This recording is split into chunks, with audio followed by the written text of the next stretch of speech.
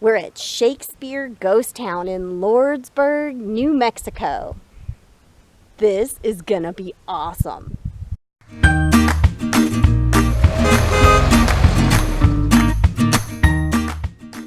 We're going to a ghost town.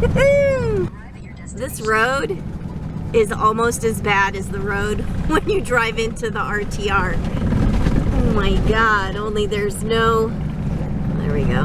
Only you don't have the ability to pull off onto the shoulder, which is at least smoother than the road.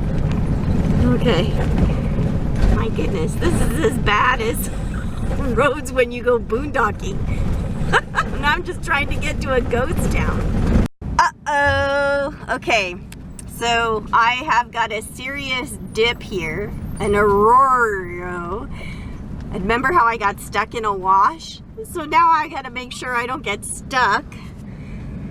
Oh man. Now what I can do is maybe get out and look. Let's do that. Oh my God. Let's make sure. Better safe than sorry. I know I'm being neurotic, but what else is new?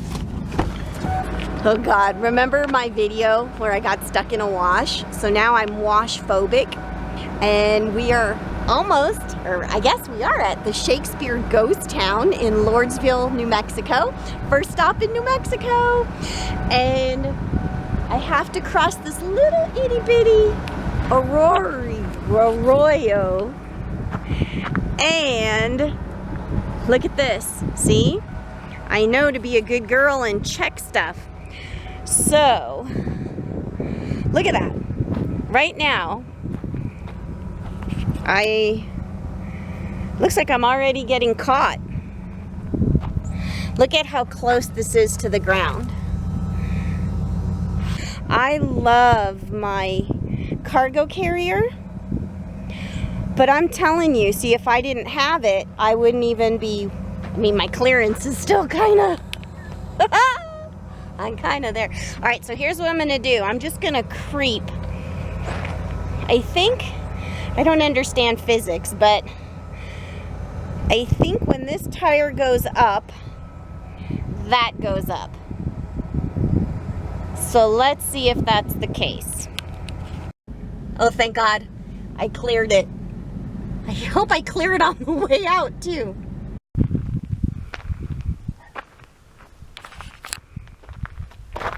Let's take one of the brochures. Shakespeare Ghost Town. Keep out. This is gonna be so cool. I love ghost towns. And I have to say, I've never gotten a private tour before. For the Civil War, actually, this town actually started off as a small spring because of a small spring in the arroyo on the other side of town. Not the one that I almost got stuck in. No. Anyway, because of this small spring, you would have had Indians stopping there for water. You would have also had any Mexican nationals coming up stopping for water. And you would have had an occasional wagon train headed through to California, occasionally stopping there for water. And actually, because of the small spring, the Butterfield Trail actually put a stagecoach station here as an alternate route, alternate southern route, because the water was really good in the spring. At Barney Station, which was on the northern route, sometimes the water tended not to be so good. So sometimes they would come south for the water. And also traveling the northern route, you also had to go through Doubtful Canyon. That doesn't sound promising. No, it was called Doubtful Canyon because it was doubtful you made it through there with outside visit from some Indians. So, so sometimes that was a problem. So the southern route would have been, easier to go at times. And also, because of the spring before the Civil War, the Army put a mail station out here as a stop in between a couple of forts. I just found out that Dave is not simply a caretaker of this property, but actually has more connection than that. My father-in-law, Manny, took care of this place up until his passing in May, and then me and Gina moved down here to take over from them. And Manny was your Yes, father-in-law. Manny was my father-in-law. Gina was his daughter. Yes. And Manny married Janet the Lewis. daughter Yes, Janet Lewis. of the woman who bought up this land, not realizing what she had, and she's the one who really did all the historic. Of Frank and daughter of Frank and Rita, who bought the town in 1935. And really were the ones that like brought it to life. Yeah. Preserved it all these years. Awesome. That's so cool. So you were saying that they found silver, Yes. and so then they went to San Francisco. Right. They got them to sponsor the town, or Well, they formed a town. they here. formed a town, and then you were saying? They formed a town here, and people started to flock here, obviously because of the silver. And people flocking here, you would have had roughly 3,000 people living in and around the town. You know, all over these hills here, there's foundations everywhere. You know, that 3,000 people is more than Lordsburg has today. So, you know, that would have been quite a lot of people. So Ralston was the guy who was the bank president in San Francisco. That was the original name. The Ralston City, yes. And then the Englishman said, I'm gonna try to mine the silver and see what I can do. So he bought up all the... Bought up some of the mining claims and reopened the mines, yes. And then named it Shakespeare because he was a good Englishman. Right. Okay. I did read something on a Confederate soldier. The rumor has it that at night at times you can hear him in there being tortured by the Union soldiers. Is that in one of the buildings here? Yes, it is. Oh, you're gonna have to tell me which building that is. I'll let you know when we get there. Okay. Now, this building here is the last saloon we have here of about 16 that we know about. And this saloon was built in 1874. And it was built by John Evanston in 1874 after the diamond swindle. I didn't say much about the diamond swindle. You guys have to come to Lordsburg and come to Shakespeare Ghost Town to get the dirt on that. Oh my God, this is just totally adorable. Now, this is, like I said, this is the Grand House Saloon. The bullet holes in the walls are real. The boys would get bored in here and hit each other who could shoot the flies off the wall.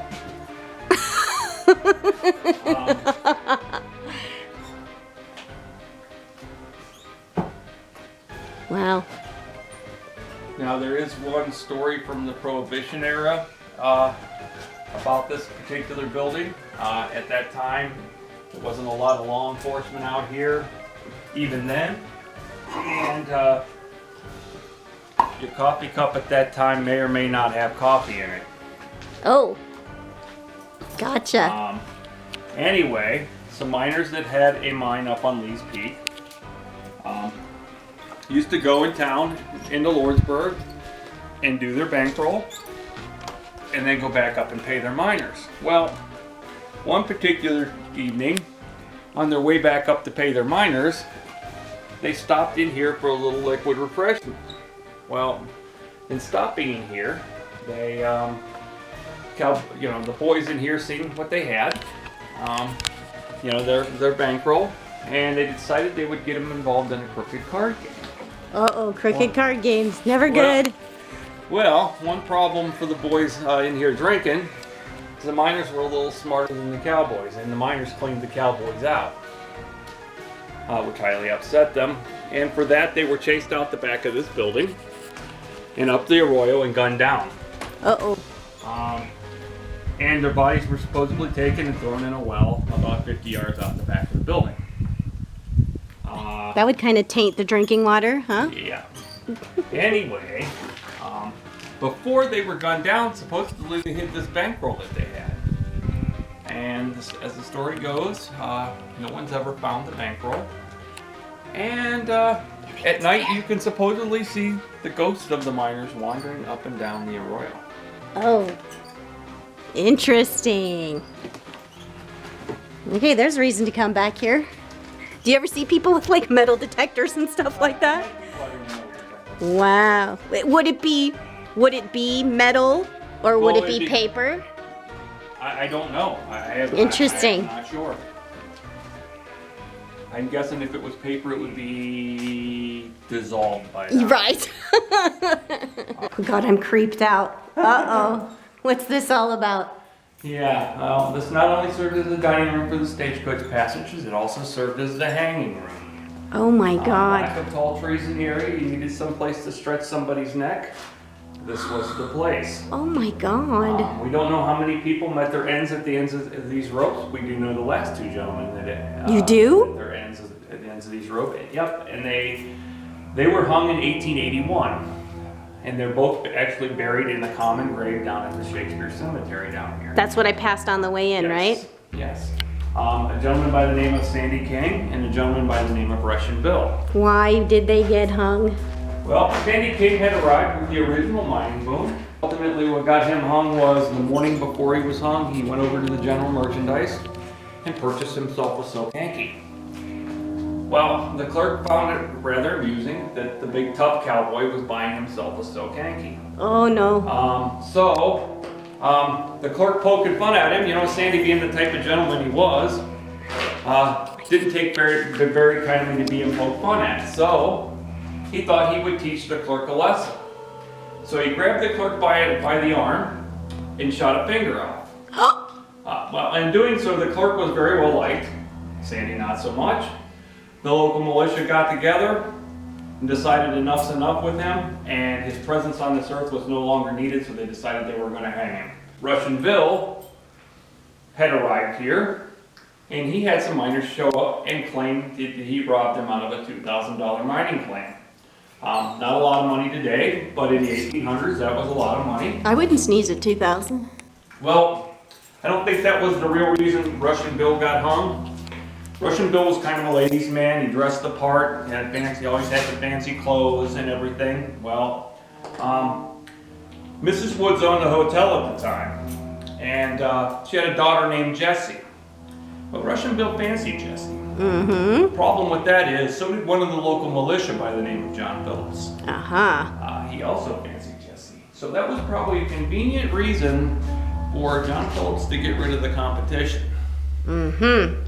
So they hung both of these gentlemen in here.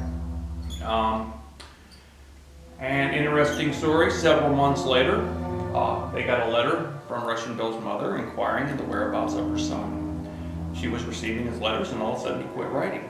She wanted to know if anybody knew the whereabouts of her son. They didn't want to hurt her feelings by saying, hey, we hung your son, so they put their heads together and came up with a letter that stated, Dear Madam, we are sorry to inform you, but your son has died of throat trouble. Oh my God. Not a lie, just not the complete truth. Right.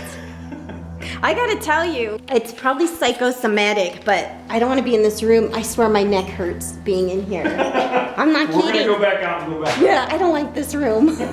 Well, what I was thinking about, what you were saying at one point, that there were no good people, there were no bad people, you just had people trying to survive. Right.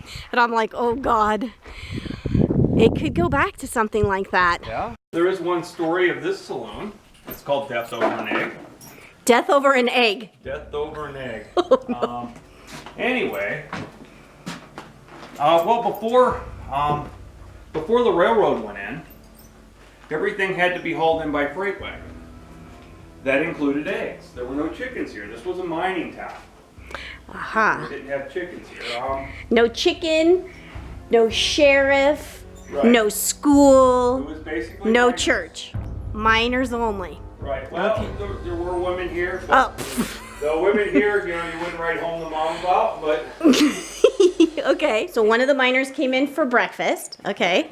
And Fred B. Belly Smith would sit at the end of the table here. And he got his breakfast that morning. And he's sitting at the end of the table. Mrs. Ross's son comes out, sits a few seats down from him. His breakfast comes out. He gets the same thing as Bean Belly does, except for he had a saucer with a solitary fried egg on it. Well, Bean Belly spied this egg, called the waiter over, and wanted to know why, Ross got an egg and he didn't. He paid his money. What are we, 5? Anyway, the waiter told him that, Mrs. Woods said this was the last egg and it was to go to her son Ross. Well, nepotism. that didn't really sit well with Bean Belly, so he started causing a ruckus, started harassing Ross, questioning Ross's manhood, and threatening Ross with a lead chaser should he take a bite of this egg. Ross took the abuse for a little while, got tired of it, decided to go on upstairs. So he went upstairs and got his pistol. Well, meanwhile, Beanbelly's sitting at the end of the table, spouting off about how the world should be according to Beanbelly. Well, about that time, Ross pokes through the door there and takes 2 shots at Beanbelly. Unfortunately for Ross, it must have been his first gunfight because he missed both times.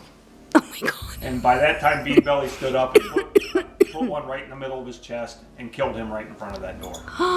Right in front of this door. Right in front of that door. Oh my God, this seriously is a ghost town. I don't like being in all these places where people actually died.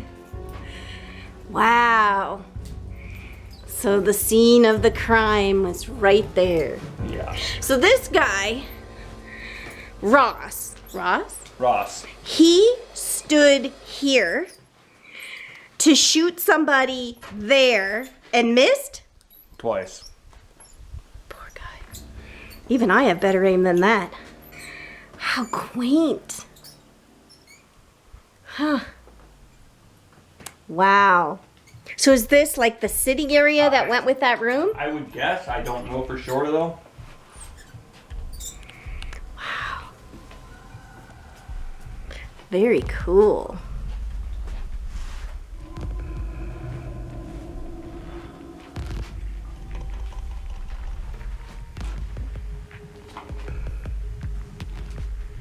Wow.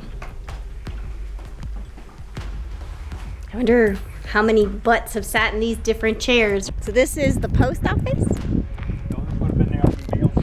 Army mail station. This building dates to 1856, this half, and the second half they built in 1858, then when they added on to it. So what is an army Mail station? mail station that is not a post office? Well, it just served the army. Okay, That but was it was it. still mail. Let there be light. Uh-huh. So somebody had to man the place? Well, yes, somebody I'm sure manned it. I'm not sure who originally. And they stopped in here for water, you know, to get water from the spring and whatnot. Gotcha. See, once family started moving in here, this would have been pretty rough living. Yeah.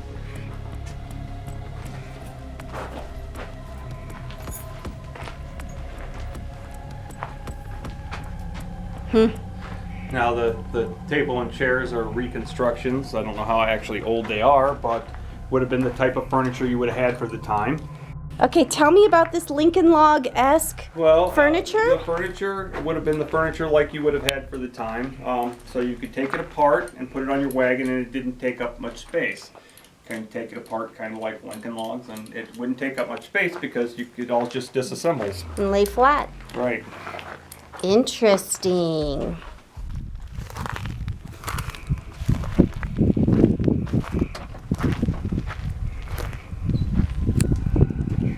So if I was a miner, I would bring my oar in, and I would give it to, do you know what the dude's name was? What he... you know what, I don't know what they would have called him. Anyway, and then he would weigh it.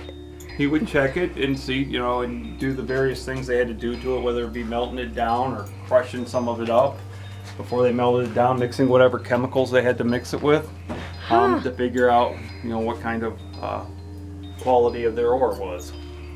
And then if I had something of value, I would then go and try to sell it to the mining companies. Okay. And that's how miners made their money. They would sell their claim to the mining companies. So they weren't about trying to like cash out what they found. They were like, I found some valuable mining prospect. Right, and then they would sell it to the mining companies. That's really how they made their money. Interesting. This is a working blacksmith shop. Like I said, both forges do work. All right, this is a naive question, but a modern day, what'd you call him? A blacksmith. A modern day blacksmith. What is he making? He would be making, you know, some of the stuff. Actually, here's a couple of the things here that he would make. You know, like S hooks and little knives and Got it. You know, just stuff to show you how a blacksmith would work. You know, back in the time, you know, everything had to be made by the blacksmith. You know, horseshoes. You know, Right. Everything, even nails. You know, you had to have somebody make them. It ain't like you could go to Walmart and buy them. Wow, that's true. Never thought about that. Yeah. God, look at all these different sizes. Yes, there's more, you know, there's anything a blacksmith would ever need in here. Wow. Anyway, it was a really cheesy movie. Anyways, they wanted a place to look like a gold mine, and this is what they had in mind for what they thought looked like a gold mine. So they had this short set of tracks put here, and this rail car put here. But actually, it's just a powder magazine. And that's, you would have stored your barrels in there like that, and you would have had a weak ceiling with a stack on it. So if it did explode, it exploded straight up and not through the door. Oh, that's what the stack is up on top. Yes, it's a weak spot, a natural weak spot. So if it did explode, it would explode up. Interesting. All these things we don't know about anymore, because what the heck do we... Not a lot of people having powder kegs. Hold on. Okay, go ahead. In 1973, when Highway 10 went in, it effectively cut the north pasture off to the ranch, and Rita, they didn't give her an easement to get cattle across, so Rita went up and protested in Santa Fe. They ignored her there, and so she took the little shack and put it right in the middle of Highway 10, and sat in there with a .22 rifle and dared them to come remove her. And she actually ended up sitting in there for about 3 months before they finally actually did come and arrest her.